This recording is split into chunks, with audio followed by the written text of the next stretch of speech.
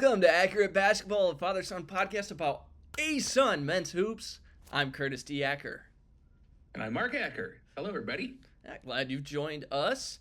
So, it was a very fun week in ASUN this week, Dad. Lots of weird games that I did not expect to go the way that they went.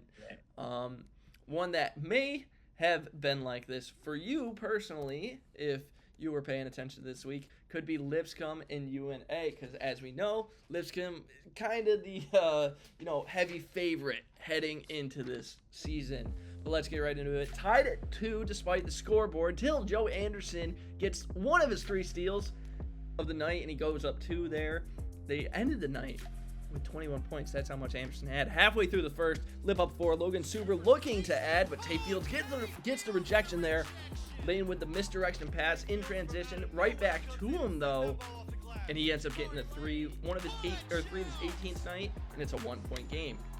Jacob Nasevich, though, would go to work. First, he gets his and 1 bucket here. He did end up making the free throw afterwards, and later, with the game tied at 3, he puts Lip back up with that left corner 3 there.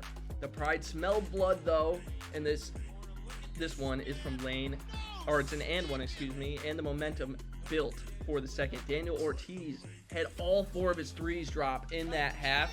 UNA ends up winning 74 to 64. They won by 10 against a really good Lipscomb team, which you mentioned to me they've got someone missing right now. Right, exactly. I think it's the 3rd straight game. Dylan Faulkner hasn't been in for Lipscomb. We've talked many times on our podcast here for this season how Lipscomb is really strong on the top 5. They all play 30-plus minutes a game. Great. They're very good. They work the ball great together. They have great synergy. But you take one element out of that in that structure, and I think it partly came into play against a good, strong Lions team like we saw on Thursday. Yeah, I mean, well, this Lions team is working right now. The thing that sucked for Lipscomb not having their typical big man in Dylan Faulkner there was that they didn't have, Osmond wasn't able to stop Cornelius Williams in the rebounding department as far as, making sure that he was boxing out. Cornelius Williams had 14 in this game. 14 freaking rebounds. Exactly, and 15 total offensive rebounds for UNA as well. True. That's what I was just gonna say. Williams had 7 offensive and 7 defensive, so it wasn't like it was he was just picking up a bunch of defensive boards and they were shutting down second chances. Exactly. It's that they were getting opportunities on the other end as well. And Tay Fields, I think, is my favorite player to watch in the ASUN. Oh my gosh, fantastic!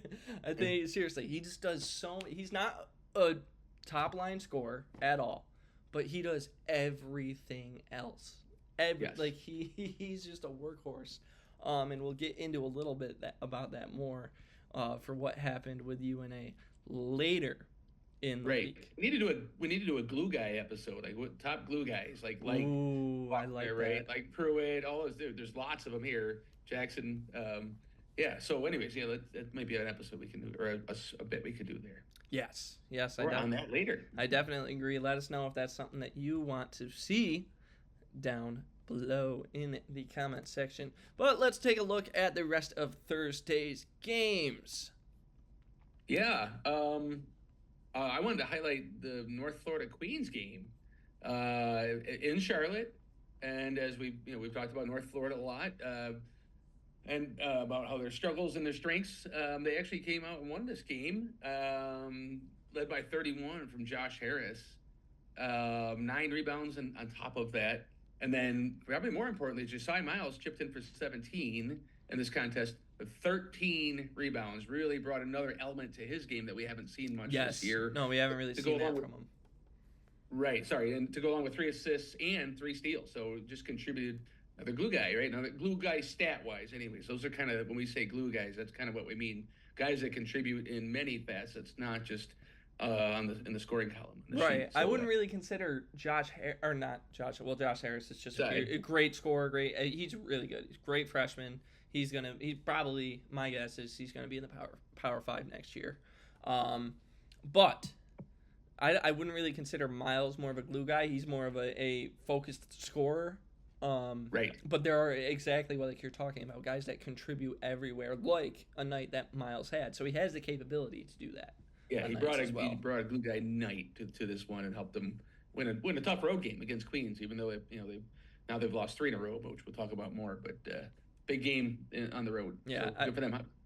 Go ahead. No, I was just gonna say Austin. I think Oscar Berry's probably UNF's glue guy.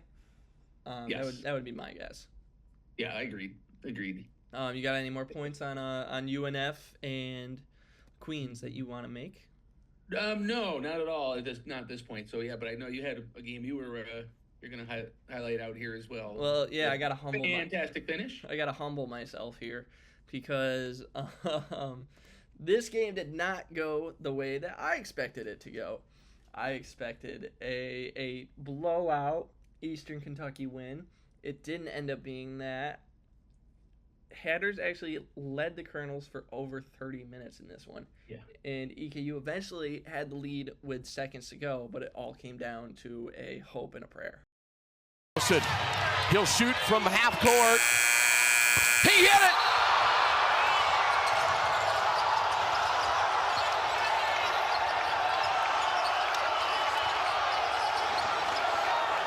Dial it up, Bristol. Scott Van Pelt put it on. Ellison, a hero. So yeah, that was a pretty fun bucket right there. a nice half quarter. Right, and a great call too at the end. The Scott Van Pelt reference. yeah, exactly. Dial it up, Bristol. Get it going. Ellison ended up finishing with 15, and he ended up, as the announcer said, a hero for that night. I believe it was 15. Yeah, 15 and 4 assists as well. So he contributed in multiple ways, which I'm glad because that's a guy that I kind of highlighted from Stetson Ed during our preseason talk about him. I was like, hey, like he's coming from Mott Community College. It's Division II NJCAA, but he scored, I think it was 28 points or something like that. He averaged in the Division II level, and he's kind of taking the lead here for Stetson, which is a team that's been getting better over the past 2 weeks. And so as much as I doubted them after hyping them up at the beginning of the season, I'm excited that they're finally coming around. Yeah, it's good. Right, obviously more teams that are going to be in that competitive, even in the middle pack, the better for all around, just for the action of it, right? Like we saw this weekend and Saturday especially, there was lots of really good ball. Yes. Let's get into Saturday a little bit actually. So FGCU was looking to continue their winning streak. They had 5 games, looking to get to 6. EKU, however, they were just kind of looking to get some synergy back. So let's see what happened when these two ended up going up against each other. So let's get into it now.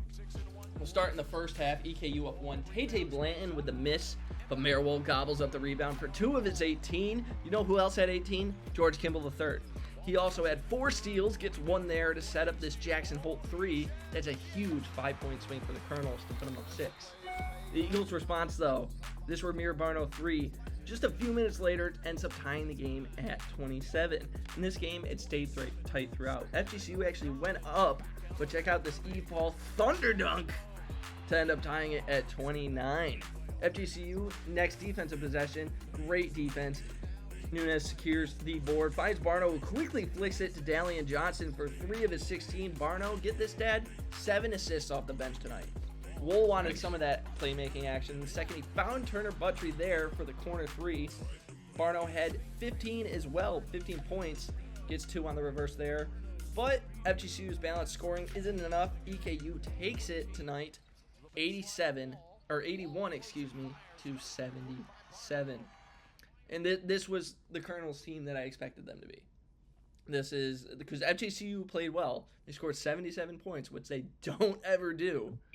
No, it's rare that happens for Florida Gulf Coast. So they had 4 guys, Florida Gulf Coast, that had. That's why I mentioned their balanced scoring. It was 4 guys that had over 10 points. And Remy Yeah. Barno had 15 off the bench and 7 assists off the bench. Jevin Muniz had 18. Xavier McLean, who's been a really good transfer coming in for FGCU this season, had 11. Dalian Johnson, as I mentioned, had 16. And it just wasn't enough to push him over the top. Kelman didn't play great this night. Didn't get a lot of opportunities. Only 3 for 4. 2 for 5 from the line. Only had 8 points. And this one was just Marowol and George Kimball on the other end. That's what did it for them. And I mean, Wool's kind of like a in and out of the lineup player, like as far as like starting lineup type of thing. But George Kimball at third, man, he's incredible.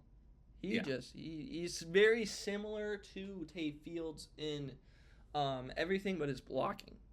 And another difference between the two is that Kimball's a much better scorer.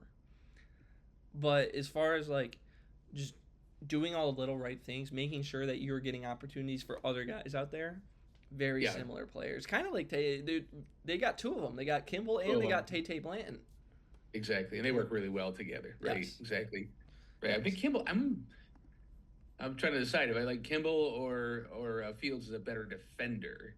They both have good elements there too, athletic elements to it. But I guess I think gauge that. Kimball's a better on-ball defender.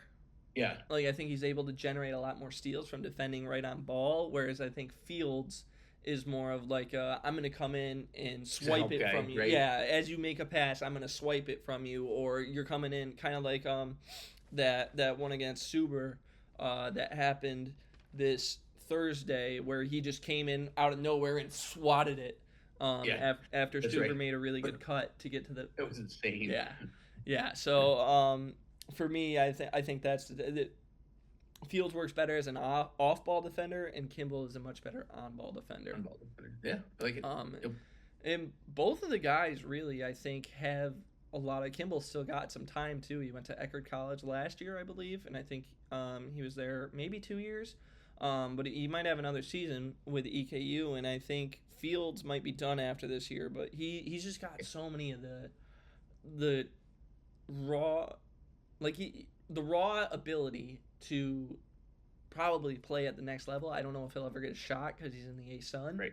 But I think he fits a lot of boxes that people are looking for when it comes to that next level. And I think he's he kind should of get a shot. Anthony Lamb. I don't know how many of you know Anthony Lamb, but he's a Rochester guy, right?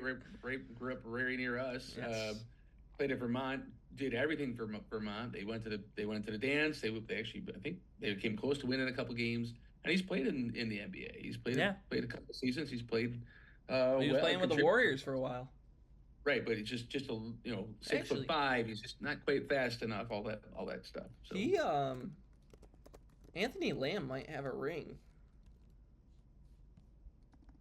I think you're right. He did. Anthony Lamb when the year that they beat. No,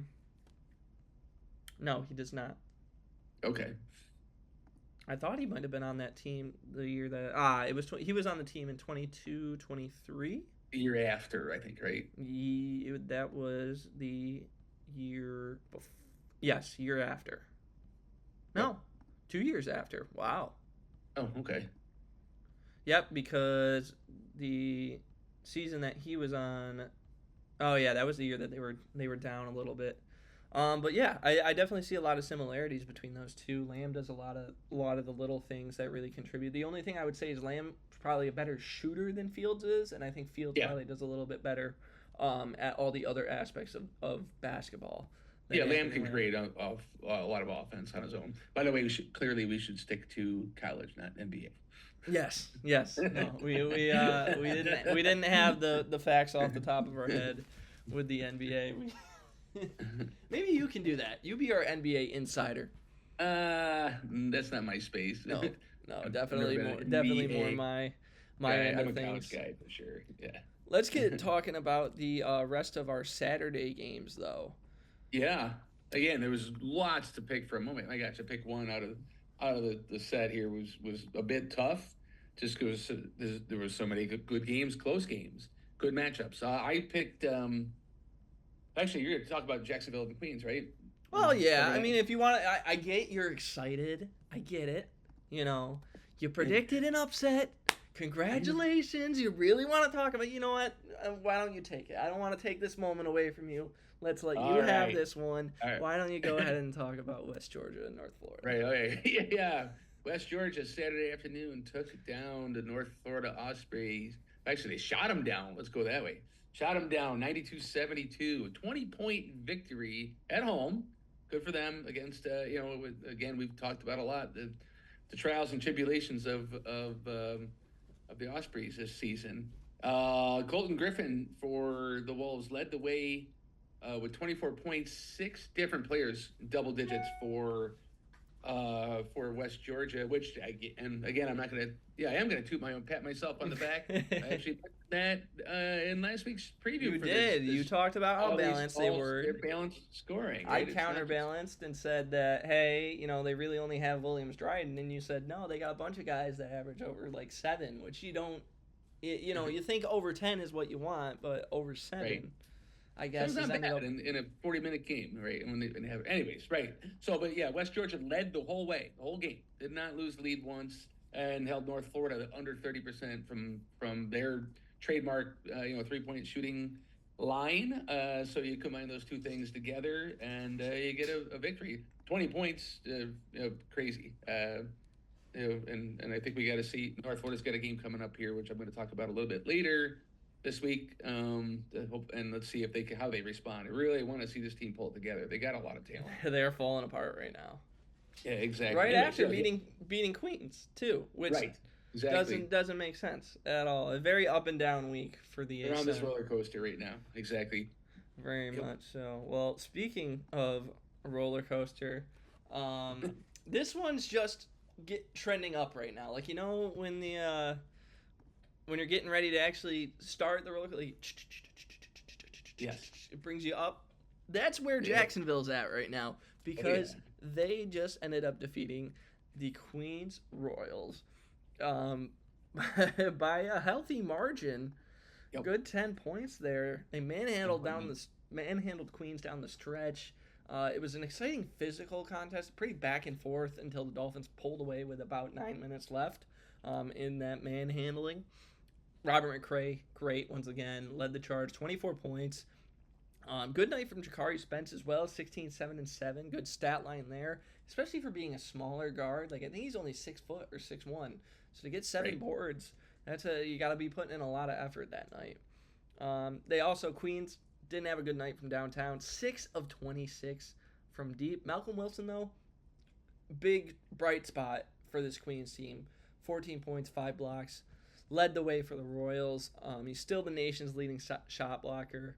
So, yeah, good for Malcolm Wilson. He really seems to have found a solid role for himself, finally, in Queens after being a limited playing time player for years now. I think he's in his final year. This is the first year he's really contributed solid minutes. According, I believe I'm right on that. So, yeah, I mean, good for him. But this Jacksonville team's rolling. 7 straight wins. I was going to mention one more thing with Malcolm Wilson. He actually was posting up and getting the ball fed inside to him this week, too. So, now this element, aside from just more finishing plays, alley-oops, and transition and whatnot, he was looking for the ball and getting it and delivering as well. So, that was a nice sign for them, even though they didn't pull the victory off here. Jacksonville's they were just balling hard, playing hard, really relentless, what I saw in their action, and kind of wore the Royals down a bit at the end. I just, to me, the team just seems balanced is a way I want to put it. It doesn't, I don't think they're, we'll get more into it later, actually, because I know that you want to ask me a question. So let's get into that a little bit. Yeah, exactly. I like it. Getting into the standings, right? So we have the standings updated through last weekend's games. Reminder that there's only the top 10 teams will be playing the tournament at the end of the season here. So in the ASUN tournament for a chance to go to the dance. This week, or over the course of the last few games here, we see the biggest riser being Stetson with 3 straight wins, including that buzzer beater we saw from Thursday night. while Queens has cooled off after their 5-0 start, dropping their last 3. So yeah, again, like as we just kind of were hinting at, Curtis, 15 turnovers a game. Jacksonville still averaging with the ball, and we talked about a lot of those those sloppy turnovers. But are they for real? Seriously, like 7-1. And with a decent schedule. So are they for real? That's my question. Okay. Let me. I'm sorry, Jax fans. I'm sorry, Dolphins fans. Your team's good. Your team's really good, but I'm not sold on them yet. I think whenever a team commits that many turnovers per game, you got to check a lot of other boxes to make sure that doesn't hurt you and, put you too far behind.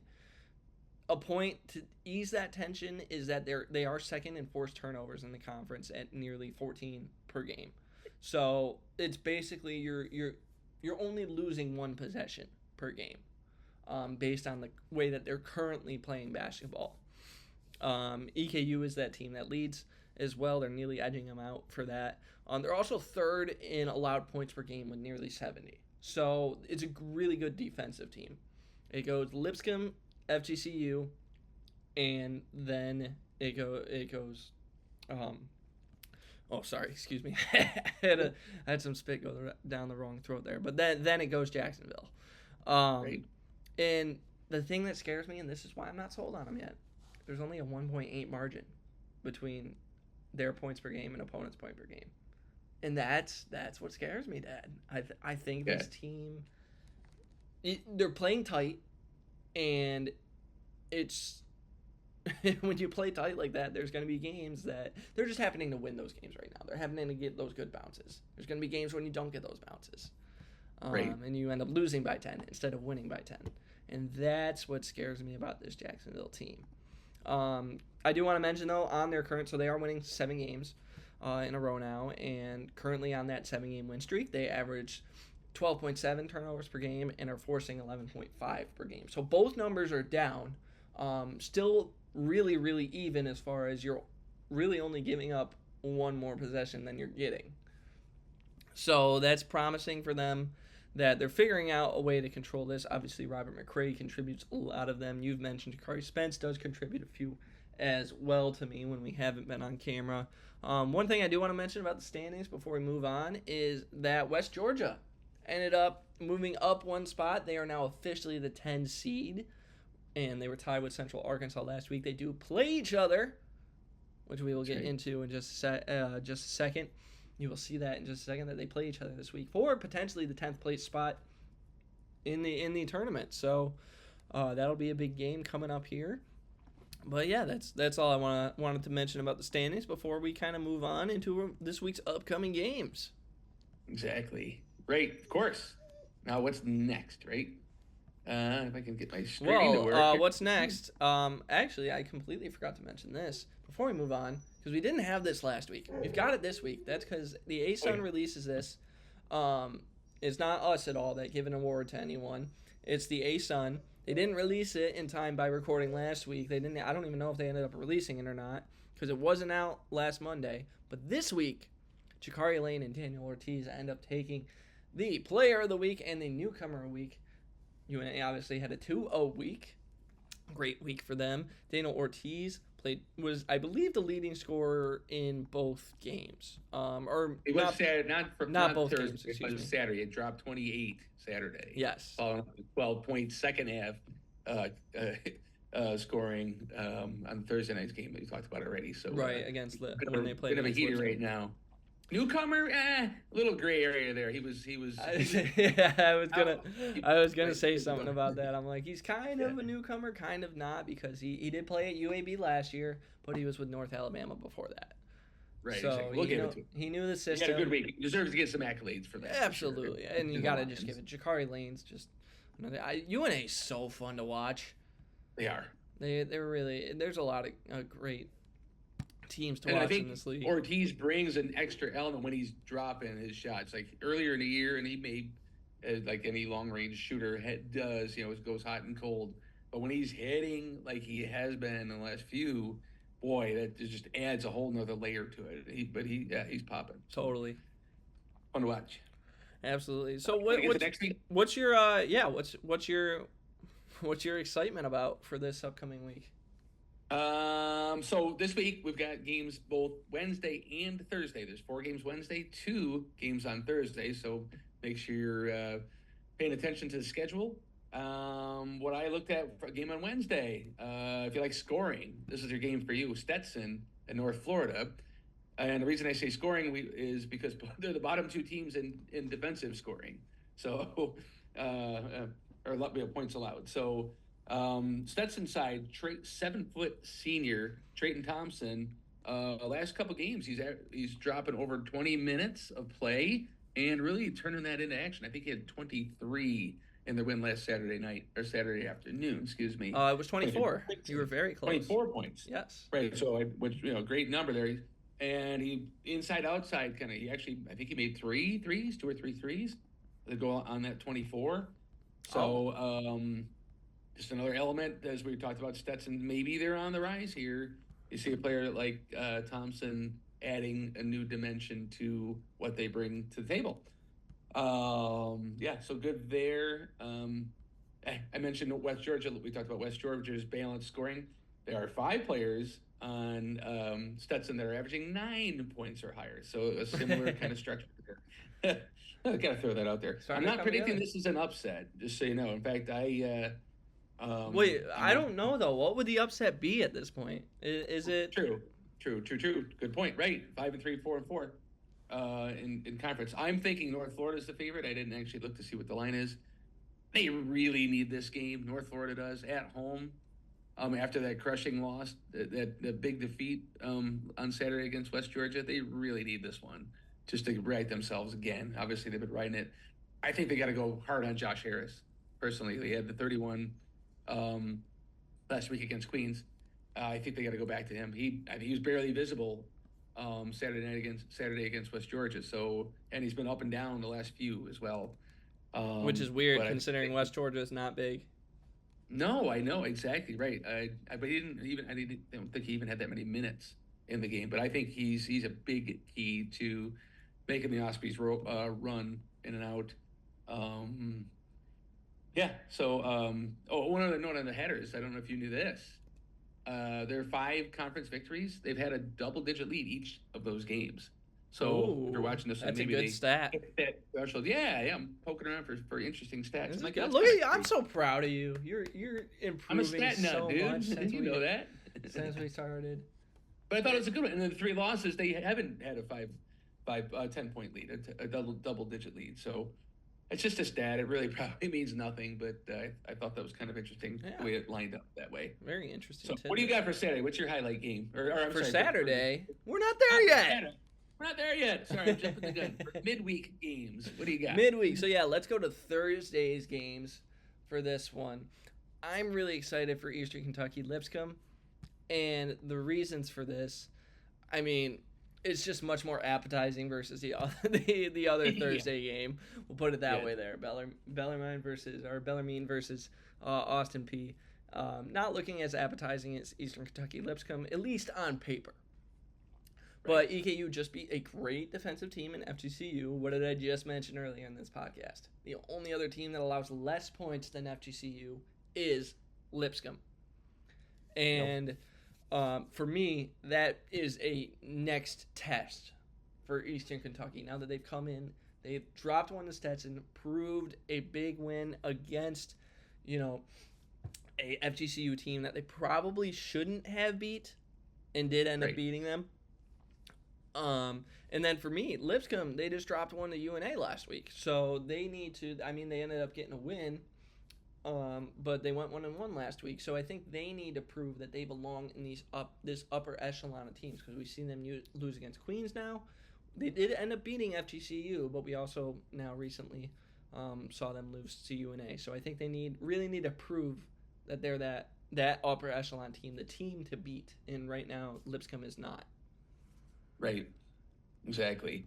Let's look at Saturday. So again, there's obviously the rest of the games during midweek. Saturday. Let's switch over to Saturday. Yeah. The whole suite of teams are playing 6 games, mostly in the afternoon, I believe. The game I like, Austin P against Eastern Kentucky. You just talked about. I love the matchup. The Colonels are 6-3 at home on home court, and the enigmatic Governors are 3-9 away from the bank. So kind of maybe that tells the tale here a little bit as well. If you're a stats kind of guy, you'd say that advantage to the home Eastern Kentucky Governors, Colonial. Sorry about that. I'm calling them, both of them so far this season, underperforming. I think we both had pretty high expectations for both clubs, and we're just not seeing it. Austin P they're I want them just to explode for 100 points in a game. They got so much talent, but 8 times this season there's been a different leading scorer in a game. And we'll use LJ Thomas as an example. You and I were talking about during the week. He's scored 28 points in a game, maybe even 30. I don't remember exactly. I thought he was newcomer of the year at the beginning of the year. Right. In the last 5, he's averaging 4.2 points, 21 points total in the last 5 games. Not even getting shots. One game he played 11 minutes with 3 fouls. So I don't even think he was really in foul trouble. There's another element there, but he has been on the floor in critical times of games as well. There's definitely a lot of trust there I see with him from the coaching staff, but he's just from Coach Gibbon team. They're just not. He's not delivering on the offensive end, and I think that's partly what's driving. They're last in the conference in scoring per game. Yeah, it's weird because like we expected Isaac Haney to be this preseason, like he was a preseason play, all conference team. Same with Say Witt, and these guys are coming off the bench right now. Like Brookshire and we talked about it a little bit. Brookshire and McCubbin really are getting handed the keys and saying, or at least currently, because this team fluctuates with who their guy is, it seems. Some nights it's Say Witt, some nights it's LJ, and then as of late, it seemed like it's Brookshire and McCubbin. McCubbin did just have that career night and freshman record-breaking night for Austin P that we covered last week. So go check out that podcast if you want to check out that. But yeah, no, it's a weird team right now. Coach Gibson seems to be kind of playing a little bit of checkers right now as far as moving pieces around. Right. And, back to the defensive end, obviously another good, solid defensive team, aggressive, physical team in Austin P. So you'll have, for Eastern Kentucky, you'll see, we haven't played now a third good defensive team in a row. Actually, I think that's advantage for Eastern Kentucky, having gone through this stretch by the time they get to this game here on Saturday, to be ready for that activity. One good thing on the EKU side recently, between Jackson Holt, Turner Buttrey, 2 of their 3-point sharp shooters, they've been struggling a lot of the year. Last 4 games are combined 45% from deep, with 23. I think 11 out of 23, if I remember my numbers right. Yeah, you heard both their names in the highlight earlier. That's right. So hopefully they can continue that for their sake, because I think that just adds a lot of opens up the floor, right, for the rest of their game there, when they can drop those. They do move the ball really well on offense, and just are missing that element of scoring. And force the most turnovers out of everyone. Yes, that's right, exactly. Yeah. So how about you? What do you got for Saturday action? So for me, it's about seeing if the trends continue. So West Georgia had a huge opportunity has a huge opportunity, to steal a win from Queens that's on a 3-0 slide or 0-3 slide after a red hot 5-0 start. West Georgia is coming off the obliteration of North Florida that you talked about earlier, the 20-point victory. Now these trends do depend on UNA beating Queens and West Georgia beating UCA on upcoming this Wednesday for that trend of Queens losing games to continue. Right. And West Georgia trying to begin a win streak. But I do see this one being a tight game if that does end up happening. I think Queens is going to pull this out. Like you said earlier, I don't think I can predict this as an upset victory because I don't know if they can compete with the nation's leading shot blocker and Malcolm Wilson. You had just talked about how he's adding kind of a new element to his game that you hadn't seen, where he's kind of making moves, doing some back downs. But his matchup versus Shelton Williams-Dryden is going to be the one to watch in this one, because it's going to be like small ball center versus the prototypical 70s center. Right. And that to me is the exciting matchup in this one. And Williams Dryden and West Georgia just proved that they could be a bigger team. So, Exactly. I don't, as I said, I don't think this one goes in West Georgia's favor. I think it goes in Queens, but it's going to be a tight one. I'm very, very excited for this one at 1:00. Exactly. That'd be cool. Yeah, it's a great matchup. With Queens losing 3 in a row, like they losing confidence in themselves. Where they, this will be a good, next few games here, a moment for them to kind of regather. Okay, this is what we really are as we get into the home stretch of the middle now, or almost in the middle now, or you call it the middle of the conference play season, and then into the home stretch. Right. Well, all right. Since you hyped yourself up with your prediction. Remember 2 weeks ago when I talked about how Queens was really hot, and we're everyone's like, oh, are they actually the team that they're the team to beat? No one expected this. And then I said, no, this team is going to fall off at some point. They're gonna have a slide, and sure enough, it happened a lot sooner than I thought it would. But yeah. So now the question is, are they going to be able to regather, rebound, and go, you know what, we got here for a reason. We won games for a reason, and we're back at it. So I'm sorry. Mm-hmm. I'm sorry. Oh. I'm sorry, Charlotte people, but no. Oh boy. I think this team's just I think it's like the Austin Peas, the North Florida. I think they're a little step ahead of them. But I think for me, Austin Peay and North Florida, and honestly almost EKU now, with that drop to Stetson. We really need to see what EKU does this week. I think that's going to kind of prove what team EKU is for the rest of the season. And Queens, I think, in the EKU are very similar, whereas they're trending towards those Austin Peay, North Floridas right now, where they're good teams, but they just don't have enough to be a upper half team, like they're a bottom half team. Versus maybe your Jacksonville's or your North Floridas that have bad games every now and then, but overall are much. Same thing with Lipscomb. They have bad games every now and then, but they're still one of the better teams in the conference. Queens just hasn't confirmed that to me yet.